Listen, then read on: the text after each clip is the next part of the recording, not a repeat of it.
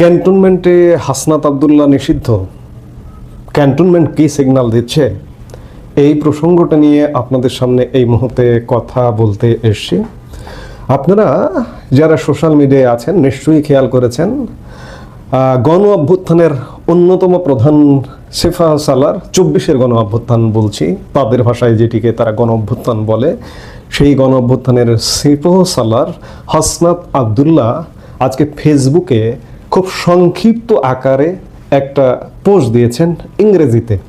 তিনি লিখেছেন, keep an eye on the north, gone too quiet too fast. উত্তরের দিকে নজর রাখুন, খুব শান্ত, খুব দ্রুত। হঠাৎ হাসনাত আবদুল্লাহ এমন একটা পোস্ট দিলেন কেন? কি হচ্ছে, কি হতে যাচ্ছে? ইঙ্গিতপূর্ণ পোস্ট, সরাসরি কিছু বলছেন না, কিন্তু ইঙ্গিতপূর্ণ। উত্তর বলতে তিনি ক্যান্টনমেন্টকে বোঝাচ্ছেন, ক্যান্টনমেন্টের দিকে নজর রাখতে বলছেন। ক্যান্টনমেন্টে কি ঘটলো এমন হঠাৎ করে? আমরা নানা রকম কানা ঘোষা শুনি যে পরিবর্তনের শব্দ 1 বছর ধরেই পাচ্ছি, আপনাদেরকেও বলছি, কিন্তু কোনো পরিবর্তন নাই। আমরা বিরক্ত, আমাদেরকে যারা এই শব্দগুলো শোনায় আমরাও তাদের উপর বিরক্ত। আপনাদেরকে আমরা বলি, আপনারাও আমাদের প্রতি বিরক্ত হন। কিন্তু ক্যান্টনমেন্টে একটা নাটকীয় ঘটনা ঘটেছে এই মুহূর্তে, যে মুহূর্তে সেনাপ্রধান জেনারেল ওয়াকারুজ্জামান দেশের বাইরে আছেন, মালয়েশিয়াতে আছেন। তিনি ইন্দো প্যাসিফিক অঞ্চলের সেনা প্রধানদের বৈঠক, সব এই যে ভারত মহাসাগর এবং প্রশান্ত মহাসাগর অঞ্চলের 12-14টা যে দেশ আছে, সব দেশগুলোর সেনা প্রধানরা এই মুহূর্তে মালয়েশিয়ায় বৈঠক করছেন। গত 22 সেপ্টেম্বর সেনাপ্রধান জেনারেল ওয়াকারুজ্জামান সেখানে গেছেন এবং বিভিন্ন অসমর্থিত সূত্র বলছে যে ভারতীয় সেনা প্রধানের সাথে ওয়াকারুজ্জামানের বৈঠক হয়েছে। আমার অবশ্য কোনো পত্র পত্রিকায় এটি নজরে পড়েনি, কিন্তু বৈঠক হয়েছে এমনটা শোনা যাচ্ছে। যেটি হোক, সেটি সেনাপ্রধান তিনি বৈঠক করছেন, ইন্দো প্যাসিফিক অঞ্চলের সেনাপ্রধানদের সাথে সম্মেলনে যোগ দিয়েছেন। স্বাভাবিকভাবেই 1-to-1 বৈঠক হবে, এটা খুব স্বাভাবিক, অস্বাভাবিকতার কিছু নেই। তিনি ফিরবেন আজ বাদ পরের দিন, অর্থাৎ আগামী শনিবার 27শে সেপ্টেম্বর। কিন্তু এর মধ্যে সেনাপ্রধান 22 তারিখে গেলেন, আর 23 তারিখে ক্যান্টনমেন্টে একটা নাটকীয় ঘটনা ঘটেছে। নাটকীয় ঘটনাটা হলো যে গত 23শে সেপ্টেম্বর ঢাকা সেনানিবাসে এনসিপির প্রধান সংগঠক হাসনাত আবদুল্লাহর প্রবেশ নিষিদ্ধ করে সেনাবাহিনীর সামরিক পুলিশ বা মিলিটারি পুলিশ বা এমপি। পূর্ববর্তী সিদ্ধান্তের অংশ হিসেবে নগরীর অন্যতম নিরাপদ অঞ্চলে নিষিদ্ধ করা হয়েছিল। কচুক্ষেত এলাকার কাছে মিরপুর গেটের দিকে আবদুল্লাহ যখন ক্যান্টনমেন্টে প্রবেশের চেষ্টা করেন, তখন এই অপ্রীতিকর ঘটনা ঘটে। বাংলাদেশ সেনাবাহিনীর সূত্র জানিয়েছে, সামরিক পুলিশের রক্ষীরা তাকে সংবেদনশীল এলাকায় প্রবেশ করতে বাধা দিলে একটি সংক্ষিপ্ত বাঘ বিতণ্ডা শুরু হয়। ক্যান্টনমেন্টের দ্বিতীয় প্রবেশ পথ হলো দক্ষিণের জাহাঙ্গীর গেট। এরপর আবদুল্লাহ কয়েকজন সেনা কর্মকর্তার সাথে মোবাইল ফোনে কথা বলার জন্য খানিকটা পিছিয়ে যান, কিন্তু তাতেও কোনো লাভ হয়নি। মিলিটারি পুলিশ বা এমপি রক্ষীরা তাদের অবস্থানে অটল থাকেন। আবদুল্লাহ স্থান ত্যাগ করার সিদ্ধান্ত নেওয়ার আগে প্রায় 20 মিনিট সেখানেই ছিলেন। ওয়াকিবহাল সূত্র জানিয়েছে যে তিনি কোনো সেনা কর্মকর্তার সাথে দেখা করার জন্য প্রবেশ করতে যাননি, বরং তুলনামূলকভাবে খানিকটা যানজটমুক্ত এলাকা হওয়ায় ক্যান্টনমেন্টের ভেতর দিয়ে তিনি অন্য কোনো গন্তব্যে পৌঁছাতে চেয়েছিলেন। এই সংবাদটি বাংলাদেশের কোনো গণমাধ্যমে নেই। ভারতীয় গণমাধ্যম নর্থ ইস্ট নিউজের ভারতের বিখ্যাত সাংবাদিক চন্দন নন্দী নর্থ ইস্ট নিউজে দিয়েছে।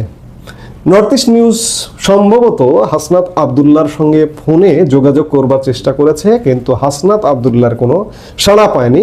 তবে হাসনাত আবদুল্লাহ পাবলিকলি আজকে সোশ্যাল মিডিয়ায় এসে ফেসবুক স্ট্যাটাস দিয়ে ক্যান্টনমেন্টের দিকে নজর রাখতে বলেছেন।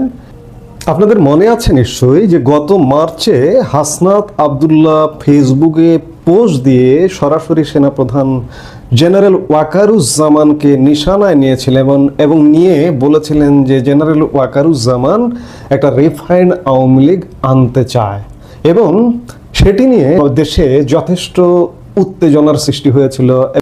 এবং সেনাবাহিনী হাসনাত আবদুল্লাহর সেই ফেসবুক পোস্টের পাল্টা বিবৃতি দিয়ে সেনাবাহিনী অস্বীকার করে যে আওয়ামী লীগ পুনর্বাসনের জন্য হাসনাত আব্দুল্লাহ বা অন্য কোনো ছাত্র বা সমন্বয়কদের কোনো চাপ দেওয়া হয়নি।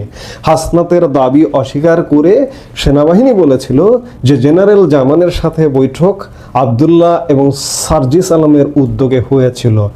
তারপর থেকে সেনাবাহিনীর কর্মকর্তাদের সাথে সেনাপ্রধান ছাড়া অন্যান্যদের সাথেও হাসনাতদের যোগাযোগ যথেষ্ট শিথিল হয়ে যায় বা যোগাযোগ বিচ্ছিন্ন হয়ে যায়। এখন প্রশ্ন হচ্ছে যে হাসনাতকে সেনাবাহিনী বা সেনা ক্যান্টনমেন্টে প্রবেশ করতে দেওয়া হলো না।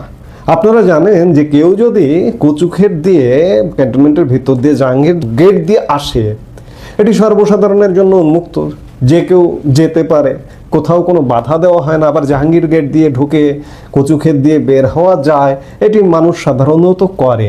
কিন্তু হাসনাত আব্দুল্লাহকে বাধা দেওয়া হলো কেন? হাসনাত আব্দুল্লাহ কি তাহলে ক্যান্টনমেন্টে নিষিদ্ধ হলেন? ক্যান্টনমেন্ট কি বিশেষ কোনো সিগন্যাল দিল? এবং আজকে হাসনাত আব্দুল্লাহ ফেসবুকে পোস্ট দিয়ে আলাদা করে জানান দিলেন যে উত্তরে নজর রাখতে। উত্তরে কি কোনো পরিবর্তন আসছে? আমরাও বিভিন্ন সময় বিভিন্ন কানাঘষা শুনছি যে পরিবর্তন হতে হবে। সেনাবাহিনীর কর্মকর্তাদের মধ্যে আলাপ আছে, অবসরপ্রাপ্তদের মধ্যে আলাপ আছে যে একটা পরিবর্তন আসতে হবে। কারণ সেনাবাহিনী দীর্ঘদিন প্রায় 1 বছরের বেশি সময়, প্রায় 13-14 মাস মাঠে আছে, ম্যাজিস্ট্রেসি পাওয়ার নিয়ে আছে, এবং এতে করে সেনাবাহিনী বিতর্কিত হচ্ছে, ইতিমধ্যে বিতর্কিত হয়েও গেছে। আপনারা কদিন আগে একজন সাবেক সেনাপ্রধান ইকবাল করিম ভুঁইয়ারও পোস্ট দেখেছেন যে তিনিও একটা বক্তব্য বলেছেন যে সেনাবাহিনী দীর্ঘদিন মাঠে থাকতে পারে না, সেনাবাহিনীর ব্যারাকে ফিরে যাওয়া উচিত। সেনাবাহিনী কি আসলে ব্যারাকে ফিরে যাবে, কিংবা হাসনাতদের কি সহযোগিতা আর করবে না? এমনটা কি হাসনাতকে ক্যান্টনমেন্টে প্রবেশ করতে দেওয়া হলো না? এসব কি সিগন্যাল কি বহন করে? একটা পরিবর্তন নিশ্চয়ই। আমরা পরিবর্তনের গান অনেক দিন ধরে শুনছি, কিন্তু এটা একটা গুরুতর সিগন্যাল যে হাসনাতকে ক্যান্টনমেন্টে ঢুকতে দেওয়া হয়নি। এবং হাসনাত ফেসবুকে পোস্ট দিয়ে জানাচ্ছেন যে উত্তরে নজর রাখুন। এগুলো অবশ্যই সিগন্যাল বহন করে। সেনাপ্রধান এই মুহূর্তে দেশের বাইরে আছেন, ইন্দো প্যাসিফিক সেনাপ্রধানদের সাথে বৈঠকে। তিনি আগামী পরশু দেশে ফিরবেন। দেশে ফিরবার পর কি হয় আমাদের অবশ্যই নজর রাখতে হবে। আমরা নজর রাখবো। এই যে আলাপ আলোচনা চলছে যে সেনাবাহিনী দীর্ঘদিন মাঠের বাইরে থাকতে পারে না, আবার সেনাবাহিনীর পক্ষ থেকে বিভিন্ন সময়ে শুনেছি আমরা যে আনুষ্ঠানিক বক্তব্যে শুনেছি যে এই সরকারকে সহযোগিতা করবে এবং আগামী নির্বাচনে সহযোগিতা করবে, নির্বাচন হলে সেনাবাহিনী ভেতরে চলে যাবে। কিন্তু তার আগেই কোনো ঘটনা ঘটে কিনা সেগুলো দেখবার বিষয় আছে। সেগুলো দেখবার জন্য আমরা নিশ্চয়ই অপেক্ষা করছি এবং দেখছি যে সামনে আসলে কি ঘটতে যাচ্ছে। এই মুহূর্তে এ পর্যন্তই। সবাই ভালো থাকুন, সুস্থ থাকুন।